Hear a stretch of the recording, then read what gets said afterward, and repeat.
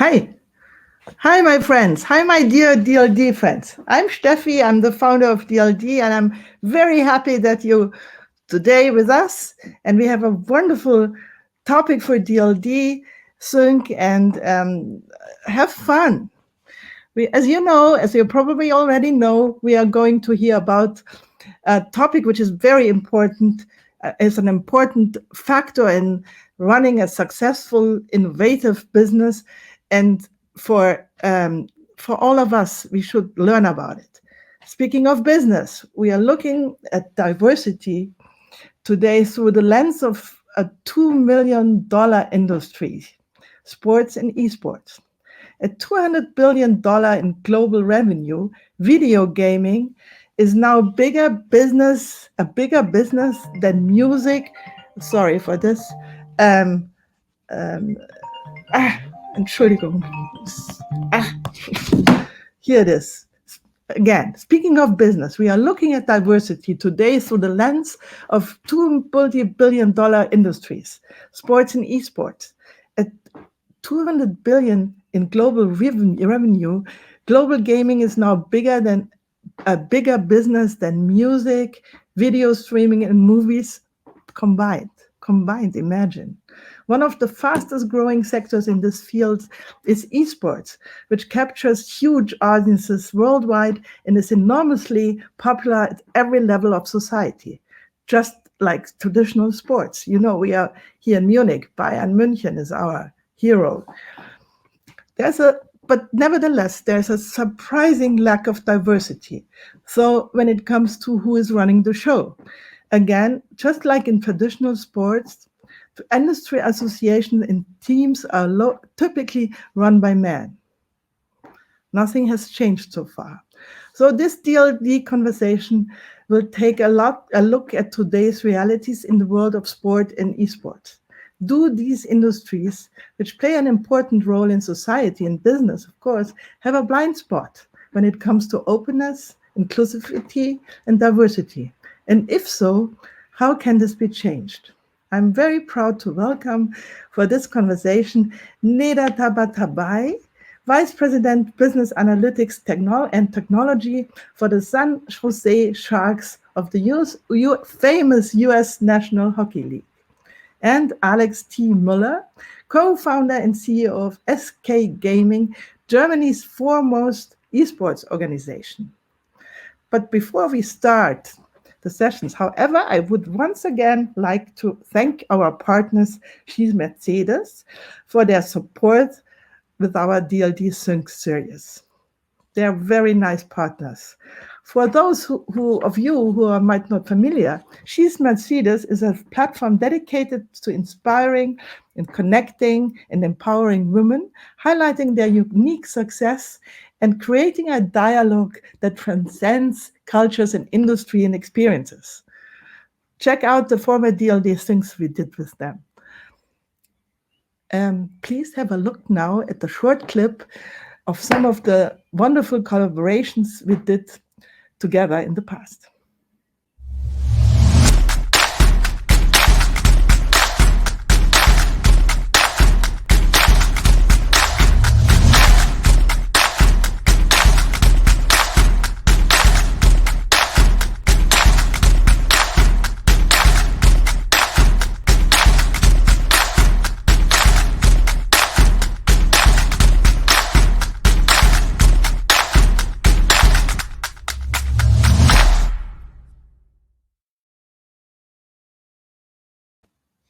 Six years of partnership, isn't this? It's something. Our good friends at Mercedes. Thank you for that. And now I would like to invite you, Neda and Alex, to our virtual stage to give us their insights on how to close this diversity gap in sports and esports. Dear Neda, dear Alexander, in our DLD Sync talks with She's Mercedes, we focus on the female perspective on current businesses and innovation topics, since it's very often not represented. Both of you are leaders, famous leaders in your respective industries, which are largely, as I already said, male-dominated. How can we change this? The floor is yours. Thank you for having us, Debbie. Oh, I go first? Great. Absolutely. Loaded question to start with. Thanks everybody for having me. Great to have this discussion with you, Alex. I've been working in the sports industry in North America since 2005, and there has been changes, which is really great to see. But I have to say they've been incremental. We have taken a lot of positive steps, not only about women in the sports industry in general, diversity, inclusion, and belonging, especially in the past couple of years. I would say there's a new focus on it. I think the best we can do, because these are not the changes that happens overnight, unfortunately. It takes a lot of work from a lot of different people, not only people like myself who work in the industry, but also men allies who work in the industry, and fans and also athletes to make sure we continue to make this incremental gains moving forward. Of course, there's a lot that we can do, and there's a lot of different things that we need to be cognizant of, but it really goes from the bottom to the top. Not only we need to make sure we're hiring the right people based on skills, not necessarily the perception we might have of a certain person in a certain demographic or whatever it might be in the sports industry. But as people come in, one of the things that is really important to focus on is make sure they have the resources to continue to grow. The worst that you can do is you hire all these diverse, quote unquote, people, which I don't even know what it means, but the non-traditional sports industry types, right? And then they come into the industry and they come into your organization, and because you as an organization have not changed, and because you have not learned something, they're dealing with perhaps even worse situation than even if they were not in the industry. There's a lot of microaggressions. Women come into the organization, there's no pipeline for growth. Reviews are sometimes biased. So there's a lot there that we can talk about, and hopefully we'll continue to do so. Alex, I'll pass it to you. Thanks, Neda. Well, thanks first of all for having me and having Neda in this discussion. I think it's extremely challenging for us as a very young industry to tackle a topic where we obviously have to say we have a blind spot, understanding that there is a reason behind it. How can we change it? For me personally, it's quite easy to actually go into that direction because I have two large motivations behind this topic. One is a very personal one. As a father of two daughters, my oldest 15, the youngest 7, I obviously have a certain view on how I want my business, my industry to be welcoming, not only for women in general, but also for my daughters, because it is my company. I'm building this. I'm part of this industry. So I'm trying to have a voice in this industry that is heavily man-dominated. And I mean, let's be honest, it's ironic. I'm sitting here as the CEO of an esports company, and that's basically what we're trying to change. And believe it or not, I'm trying to change it. I want the CEOs of esports teams, organizations in my industry to be 50-50. That will be a perfect scenario. Reality is we're not there yet. So there's a very personal level for me why I want to have an impact on this movement of this very young industry. And there's also the business level of things. And on the business level, again, there's 2 layers for us in esport. One is, and Neda, you touched on it, the players, the athletes. That's one part we can tackle. And the other one is, let's say, the front office, right? The administration, who runs the team, who is management of the team, how do we fill positions? And I think like the last part is the easiest for us because that's an easy headcount. And I sat down with HR at our end, and we discussed the numbers. And like pure numbers, we're close to even. We're 55-45 in favor of male at SK Gaming. Obviously, that changes when we're looking at the athlete side of things, managers for players, coaching staff, the players themselves. Then all of a sudden, this is a 100% thingy, right? And we can only change that with very proactive initiatives. We put one of those into the open only last year, and we're pretty much the only team out there that has been working that angle since 2003, trying to have an impact on a very male-dominated industry. So yeah, I mean, I'm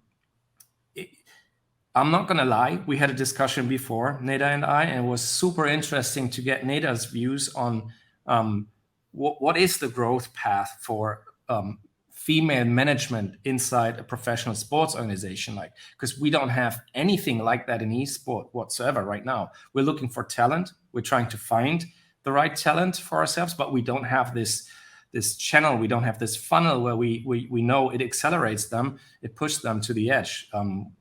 We are a very young industry, right? So I guess that's what it comes down to. And it's also super interesting for me to understand the problems or the walls you run into as a female manager that wants to have an impact on a team. Is it something that is there a real argument behind this wall? Or is it a gender argument that we're discussing here? Is it male against female? And we're not really discussing the real topic here.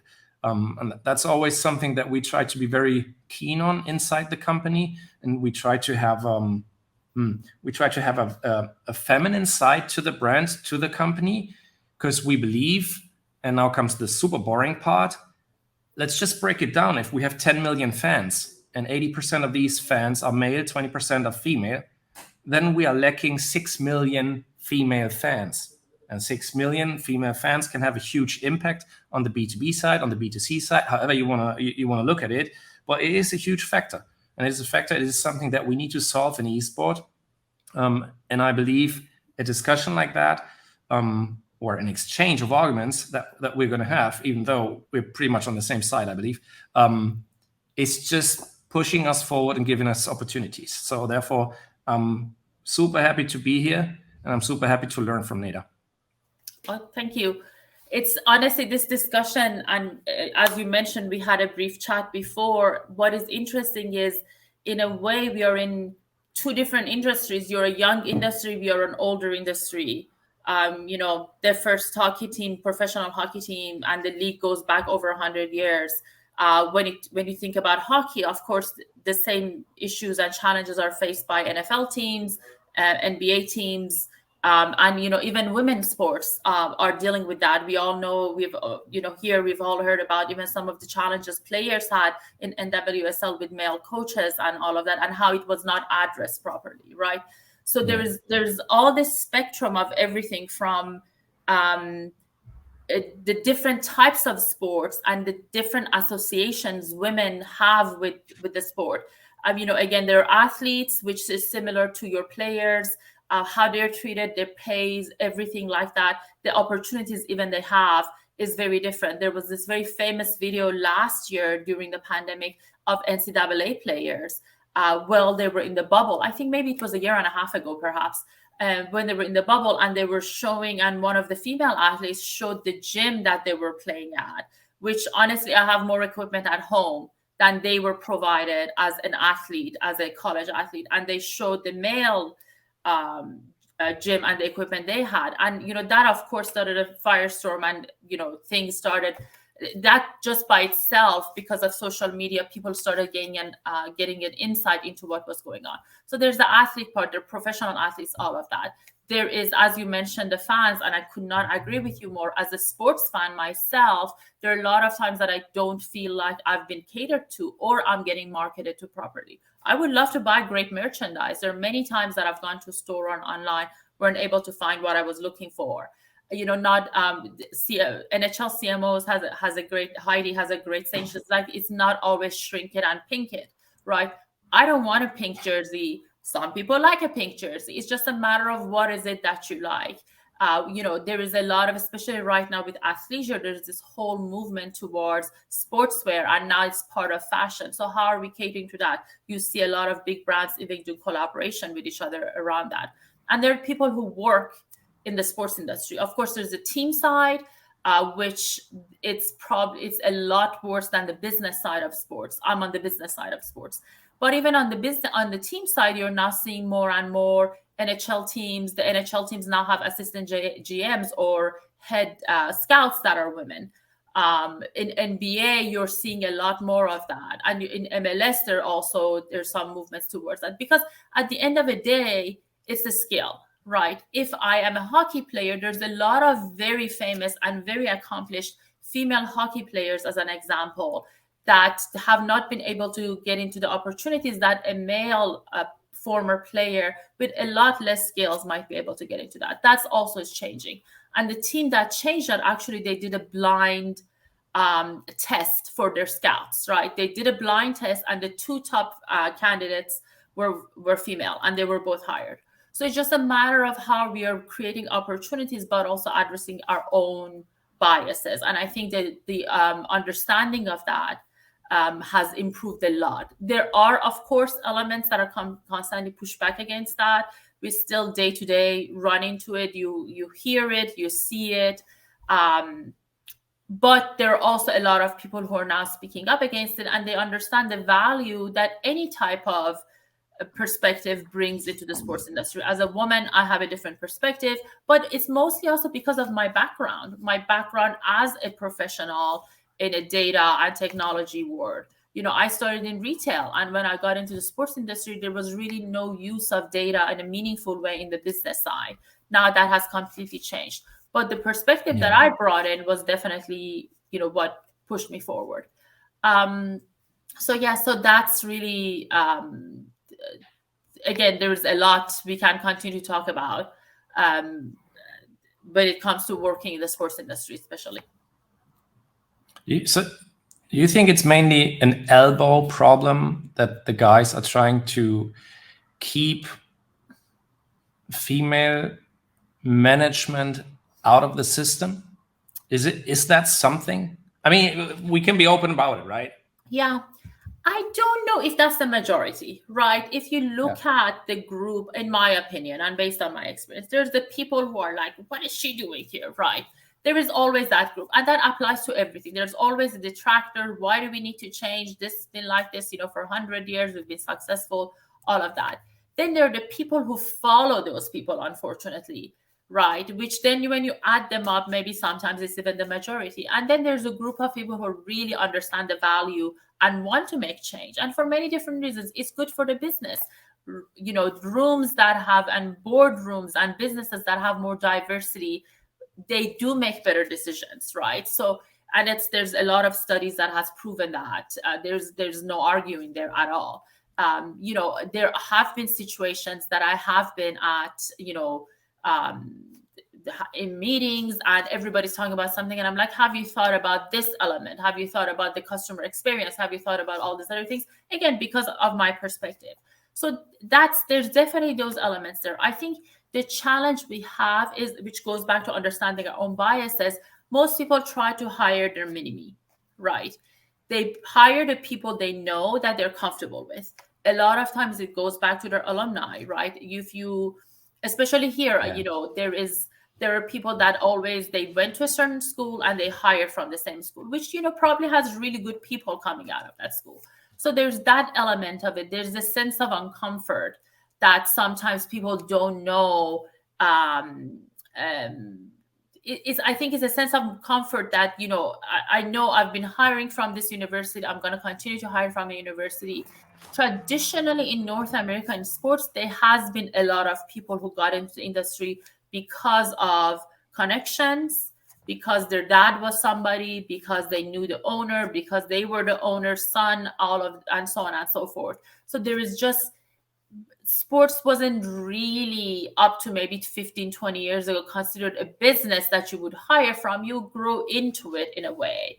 And now, in my opinion, that has started to change. We are now looking at it as more of a professional industry, and you see more and more of, if I'm a marketing expert, I can be a marketing expert in, sports. If I'm a digital expert, if I am a, technology, whatever it might be, are there things you need to learn? Of course, but there are elements of this business that is aligned with all the other businesses.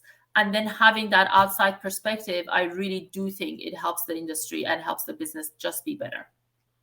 So what I can tell you is that the way US or Northern American professional teams have pushed for more diversity, especially through their merchandise, opened our eyes over here in our small merchandise business. whenever I was at E3 in Los Angeles, for example, which is usually beginning of June, so you could watch the NBA finals if the Lakers or the Clippers make it, which back in the days was a lot of the times. Yeah. You would go to the shop and you could see the variety of product that was offered. That was really appealing, and it was refreshing to see, because you could be a fan together with your partner, and you wouldn't feel like this is my territory, this is male territory or whatsoever. It felt like we can both be fans, and that's something we took back to Europe, especially to what we try to do at SK Gaming. Whenever we launched a jersey or a special collection or whatever, we always made sure that we have 50% male product, 50% female product. No matter the numbers that we sold at the end of the day, because the audience is heavily male dominated, we made sure that our offering is always 50-50, and we really try to emphasize on it. The other thing where I believe we might have an advantage is, and Steffi touched on it earlier, she was describing the whole industry. And yeah, esports is probably the most vibrant one, the fastest growing one, sure. But we have this huge gaming background behind us. And in gaming, the numbers, they shift a lot. Like when it comes down to who plays the game, who enjoys the game, we go more in a direction where it's 55-45, even 50-50. So it's super equal. So we have a huge talent pool of people that we want to have in an esports company right from the get-go. Because the boys, they play, the girls, they play pretty much on the same level.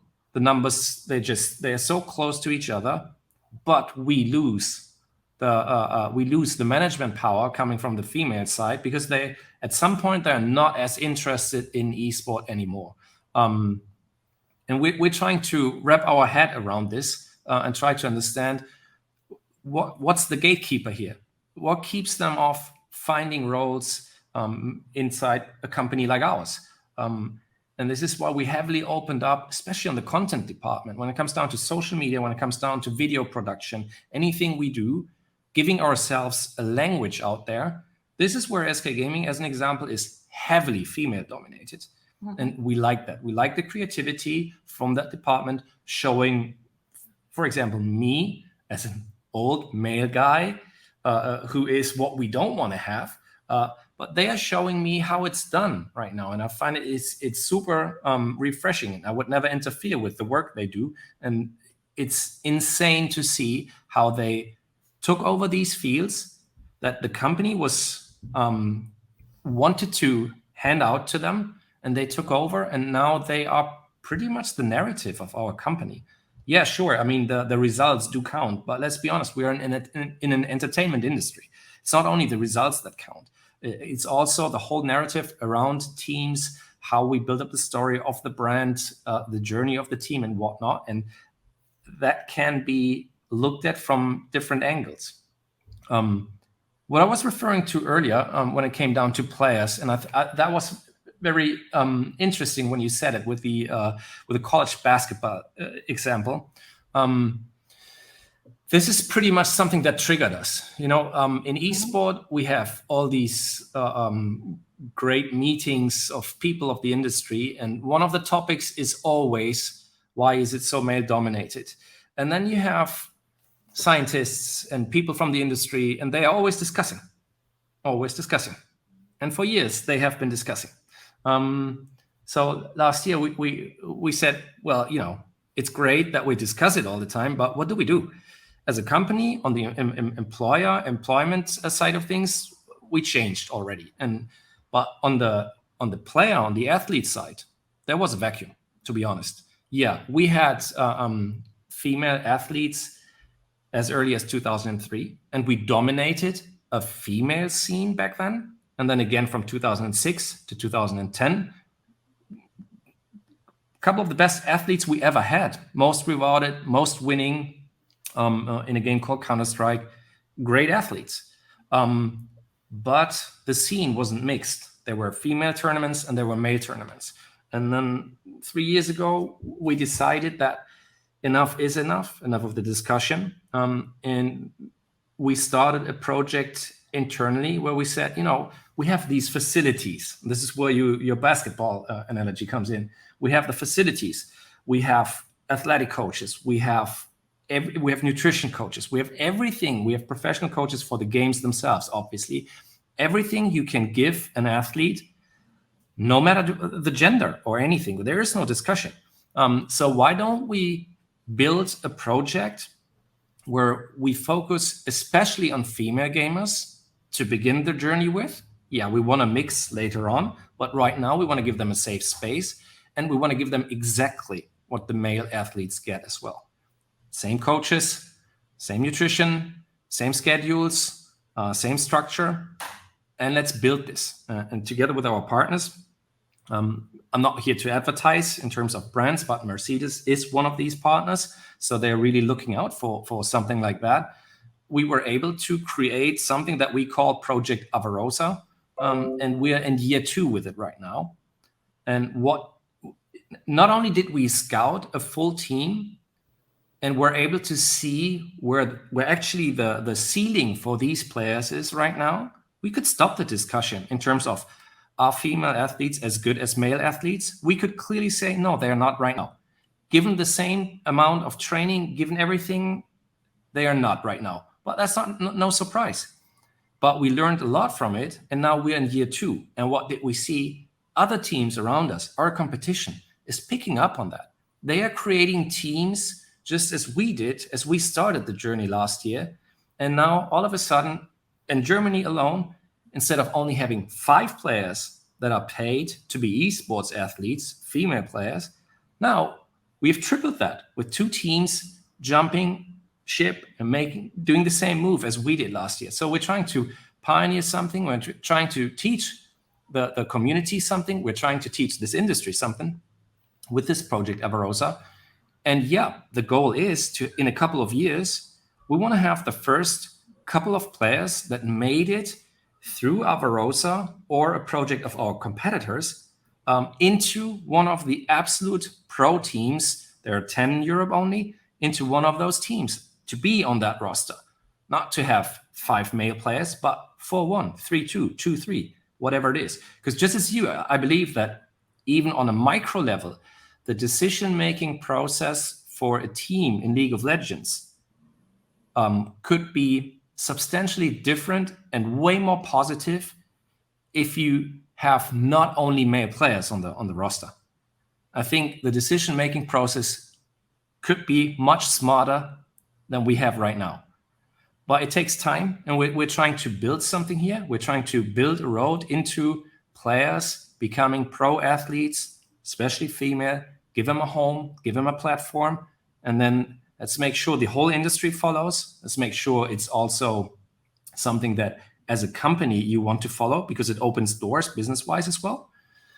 And this is the only way we believe we can stop the discussion rounds and actually become an industry that has gender equality, even on the athlete side, because there is no reason not to have that. It's just a question of experience, making sure there are no elbows, making sure that we look at it just from a pure skill-based perspective.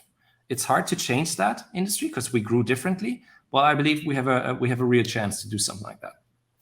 I absolutely love hearing that, especially because in your sport, in a way, like in hockey, for example, there's checking is very different if a male athlete is checking you over instead of female athletes is checking you, right? So some of those physical aspects doesn't exist. Yeah. So the fact that you're investing in that is absolutely fantastic. And I love that you're doing it, measuring it, and then doing it again. I think it's the long game, right? Because of the lack of opportunities that existed for so many years, this is going to take a while. So I'll encourage you to continue with that, even if in the next, 5 years, you don't see the results you want to see. Because the other thing to keep in mind is, although it's the same sport, a woman who plays a game and maybe even is set up in a housing situation similar to a guy, they might be looking for different things, right? One of the things we've learned more and more is just the word is designed many times around, from the medical industry to even seatbelts, around a male figure, right? So how do we correct for that is going to be very interesting. Like, if I'm living in a housing probably versus a guy, different things might be, of interest to us. Or what would make us comfortable is also, it might be very different. One of the things you mentioned that I wanted to go back to is that you mentioned there is a point that they're no longer women that were no longer interested in esports. That would be something it would be interesting to, go down a little bit deeper, understanding why the situation is, because there's a lot of times that women don't see that growth path in the sports industry, which you also mentioned even for myself, that has existed all the time. It probably still exists, right?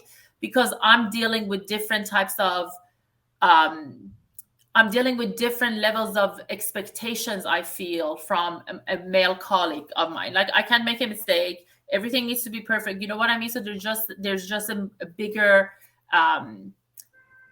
there's a bigger focus on, what a woman or even any other type of person, other type, if a black man, a transgender person, whatever else it might be, is just a bigger magnifying glass under that. Bouncing back their perception is going to be a lot harder. Not that stopped me at any point, but there's just different elements we are dealing with, and it would be interesting to see why is this workplace set up as a comfortable place for a woman? Are there opportunities for them to learn and to grow? Are there certain things that just not only learning opportunities, but one of the things we keep on hearing all the time is, women don't network properly, and that's why what holds them back. The problem is that is a lot of time, especially when you look at the tech world or even sports industry, networking is considered going out for drinks with the guys, right? Not every woman wants to do that because many of us have had bad experiences, right? What are those things that maybe is a safer space for me or another woman to go to? What are the guys doing to welcome a person? And, again, just because it's the boys club still does exist, right? Yeah. And I do not agree with you have to change and you have to join the boys club to continue to grow. And I've seen that before. I've seen that when I started in the industry with a couple of people specifically, that the mistreatment of women from those women was a lot worse than a lot of other guys, because they were also trying to keep up, right? They were trying to keep up. There was one room on the top. They were going to get it. And, I can't fault them. But we just have to, I think, change the conversation a little bit and then look at what is it is comfortable. Like, here, for example, in the States, probably not the same in Europe, it's maternity leave. I'm Canadian, right? There you get 12 plus months. But in the US, it's not necessarily the same thing. There is no federal maternity leave. And that can hold a lot of women back. Childcare, that's another situation, right? So even what we see during the pandemic was that, we've been lucky with working from home for 2.5 years. Now we are hybrid, of course. But the impact on women was a lot more than impact on men. More women left the workforce in the United States, in North America, actually. There was a different pressure, the level of, mental health issues in women, the level of pressure they had, everything else increased because not only they were working from home, they were also still taking care of everything else at home. And there are studies that actually shows the hours women were spending taking care of housework while both partners were working from home had increased. So there's a lot of different things there. I think flexibility, for example, the work from home, I think hopefully can help some people, more women breaking into workforce, more women, growing in the roles that they have, because it's just, if, for a lot of different people, they're the main caretaker of their household. So it would be interesting to see other barriers that is there, not intentional, but the intentional barriers that are there because this environment was created for male, worker, basically, that maybe not supporting that growth. Yeah, I agree. I agree 100%. The thing is that what you mentioned with heavy lifting, especially during the pandemic, Homeschooling was a huge factor here as well. And who did the homeschooling? Usually it was the mom, because she stayed at home, because the picture was, or the family picture was, that the dad has to work. He's the full-time employee and whatnot, right? And therefore the shift, the balance even got worse. What we're trying to do, and that is obviously something that I have the beauty of being able to install here as a father of three, and probably one of the older guys in esport in general, and in our company for obvious reasons. I have a very clear view on what the employees need when it comes down to family planning. I do know the challenges you have. Kid gets sick, who stays home? It's an obvious choice, is it? It's not, but here in Germany, we make it an obvious choice. And I guess we're not alone on this planet when it comes down to this. And I always try to tell our male employees, if I hear about kid sick at home, well, go home. You can work from home. And you don't have to be in every call. We can shift around that. Your wife, your partner, she needs the same freedom as you have. And if she can't do a home office, so be it. We can. We are an industry that is heavily digital. We do everything Discord, Google Meets, Teams. I mean, for us, it's natural, right? We come from a digital workplace, so to speak. So there are no barriers in that department.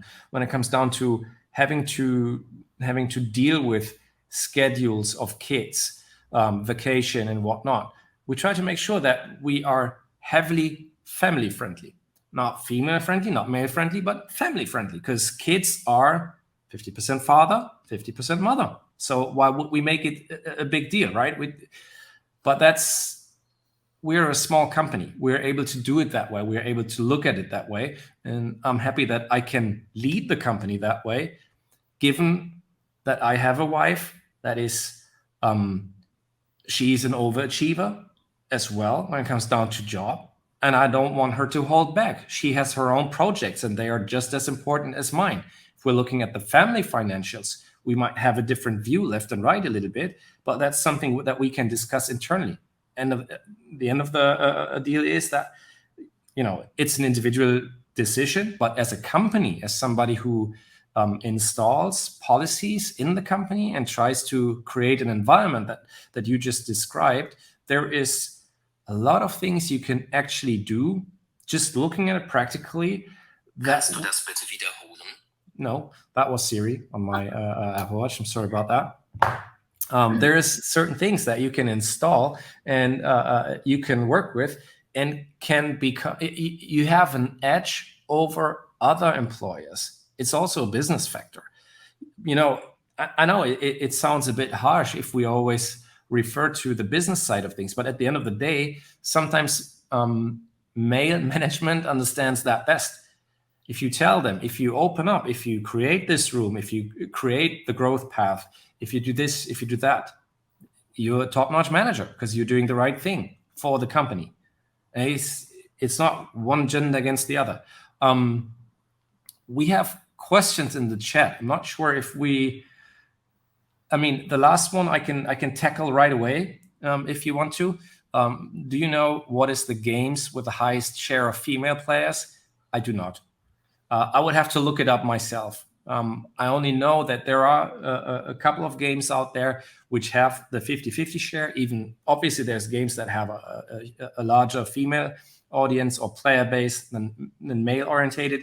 But that's something I think we could look up in studies left and right. There are a couple of those out there. And the other one is very hockey orientated. The other question. I can take that. Yeah, I'll push it over. So the question is, in Europe, there's just little support to empower organizations like us, Hockey and Diversity, to make the game of ice hockey more inclusive and open for all, unlike in North America. Also, there are still a lot of old-time thinking people in organizations, club, teams, leagues, federations. What could change this, in your opinion? That's a really good question. This is something that, although again in North America, in my opinion, they made a lot of support. They're doing a lot of work on that. There's still a lot of room to grow. As I mentioned, I'm from Toronto Maple Leafs, and I worked for the Leafs for 9 years.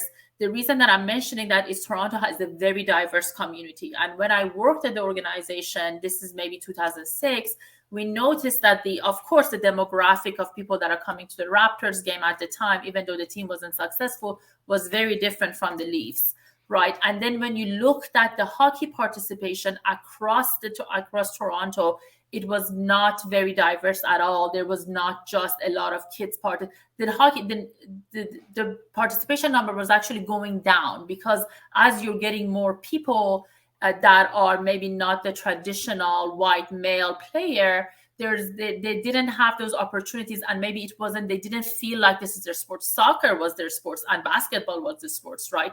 So a lot of teams from the time, I give kudos to the Leafs, from the time started focusing on development, right? We do that here at the Sharks too. We have a very diverse community. We're in California, and there is also, we have ice facilities across the Bay Area that focuses on that. It's sometimes a matter of access. Hockey is a very expensive sport. You can't just pick up a ball and go to the parking lot and start shooting around. So there is that. And then just, again, the welcoming, and sometimes, unfortunately, the languages that are still used in the locker room, it's an issue in hockey, and a lot of people are working on that and addressing that and making sure to understand there is no room for discriminatory language or just anything that makes somebody feel uncomfortable, right? And it goes across. There's a lot of Hockey Diversity Alliance in North America is working on that. NHL is doing a lot of work. There are many different things that have specific programs. The Rangers have a specific programs in Bronx, actually, to grow the game of hockey. It is an awesome game. I don't play hockey, but I just love nothing more than it, because it's the best team sports, in my opinion.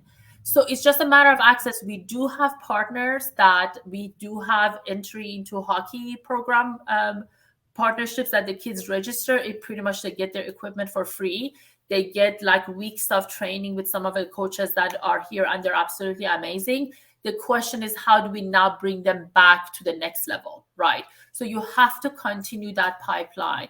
You have to make sure, and there's a lot of good organizations that are willing to invest in that. You have to make sure the kids in the communities, is ice accessible to them? Is equipment accessible to them? Do they have the opportunities? Is the environment welcoming? And really grow. It's really a grassroots work that takes a lot of work, and there are a lot of great people working on it in North America, and I hope they do the same in Europe. But it is, the same way that soccer grows and basketball grows, because you can't just play hockey. You can't just play. You need a lot of different things to work in your advantage to do that. So grassroots, you gotta invest in those programs, and a lot of good people and good organizations are doing that. Almost all NHL teams have a development program. Before Steffi takes over, just a quick one, because you mentioned that before, Neda. I found it interesting as well when you were talking about the meaning of data and how we can use that as an argument as well. Because that is a process we're in right now. We are heavily looking at the aspect of fan engagement. We want to build our own approach when it comes down to a fan club. And we actually believe inside the company that a female view on that is probably the best possible view we can have. So the talent we are looking for to run a department like that, to spearhead an approach like that, is 100% female, if we can find the right candidate. And we just synced up with the group of people in Germany, CEO Generation, I think they are called, and we're trying to find the right female power to run something like that. Because I believe as a company, you go into different fields, right? And this is a new one for us. We want to focus on that. And that is an opportunity for us to strengthen our board of directors, so to speak, with a very narrow focus on something that will become very important for us in the future. I believe fan clubs has a huge impact, especially on the B2C market for us. And therefore, we want to find the right people, and there is an opportunity, and we want to take this. I just wanted to pick up on that because you came from this data, and where you find fields that you can use as an opportunity, and this is one of those, and we're actually in the middle of doing that. Sorry, Steffi. No, don't worry. I'm fascinated by both of you. I feel a huge level of diversity awareness. I think you both agree that we all have to do something in this field, and it can't be enough to work on this. And I love your quote on family oriented, not only on female or male, that we all should be much more family oriented. I have a question for you, Alex. How many female programmers do you have in the companies? Developers, computer scientists? None whatsoever. None whatsoever. No, but that's the point is that our departments are mainly marketing. They are mainly communication, which is social media, video production, content production. Obviously, the whole aspect of e-sport, which is athletes and the staff around them, managing them, and the field that is heavily female dominated at SK is everything content, whether that is written content, website, social media content, video content. Anything you see from SK to the outside is very female managed. That's how I would call it. We're going through a process right now where we do a larger rebrand. Fans of SK do not have to fear that the logo will not change a lot, but something new is coming.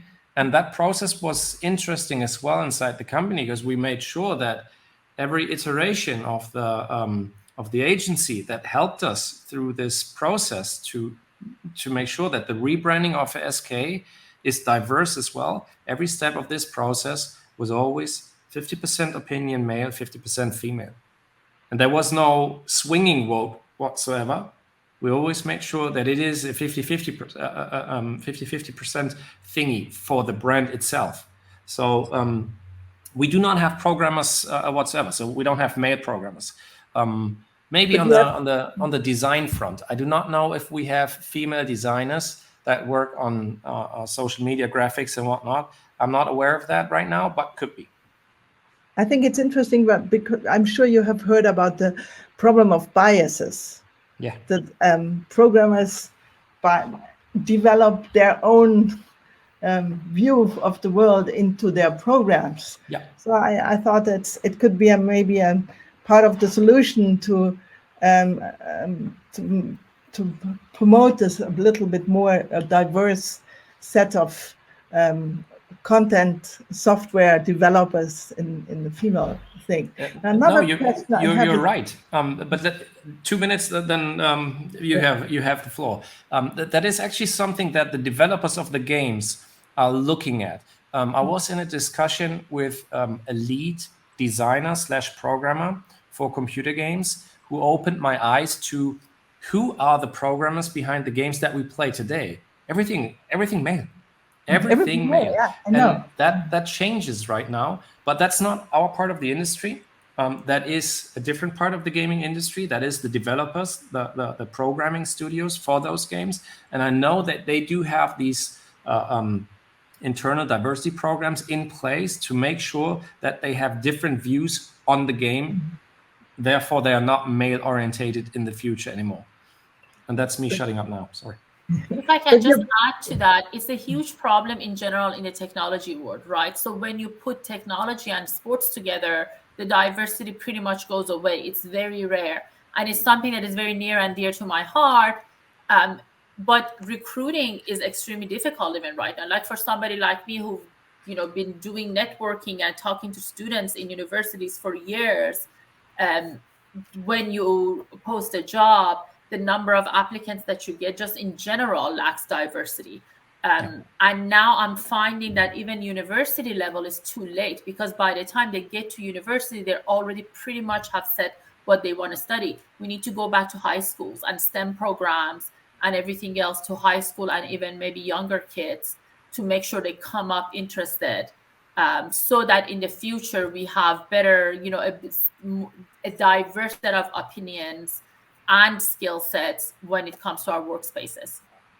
I think it's very important. And Neda, you're probably one of the role models in this field. I think we have to create role models who are really on the front of this diversity related workforce. We have to create. And thank you for being in this Sync. I think it's really relevant, and you should be an evangelist for this. I try. I want to say that I'm definitely not perfect by any means. I know, but I've continued to learn, and I continue to acknowledge that I'm also, there are areas that I can do better at, right? And it's important for all of us, regardless of what our backgrounds are, just to understand that each of us, they have our own biases, as Alex also mentioned, and we just need to call that out, right? So, and it's just learning about it, reading about it, getting educated about it, talking to other people that have a different perspective about it is really, really huge part of it. But one of the things, there's a lot that happens in the sports industry that sometimes I completely get discouraged, and I'm like, I don't even want to be in this industry anymore. But one of the things I recognize all the time is, well, first of all, it's the same in most other industries, but I do have a voice, and I'm in a situation, and I work with an organization and leadership and ownership that I have the opportunity to use my voice, and I'm encouraged to use my voice. So I feel like if I can make a difference, even in one person's opinion, then I'm going to use my voice. So thank you for this opportunity. Neda, you have a very good voice. And what you just said about learning, I think we all learn we may have to make sure that we learn our lifelong, long life. We never should quit learning. Even in my old age, I'm learning so much, and I'm very happy about it, still doing many, many mistakes. I think making mistakes and embracing a failure culture is also very important for creating new role models, creating new workforces in the programming, in the designing fields. I think we should all work together in this and never stop learning, never stop fighting for more diversity, for more learning, and for a good life. 100%. Thank you so much. I think this was a wonderful discussion, and we should continue it. Maybe at DLD in January, I would be very happy about it. Thank you so much. Thank you again. Thanks for the invite. It was great to be here today. Good. Goodbye. Thanks for having us. Alex, I will call you later on. Ciao. Bye. Ciao. Thank you.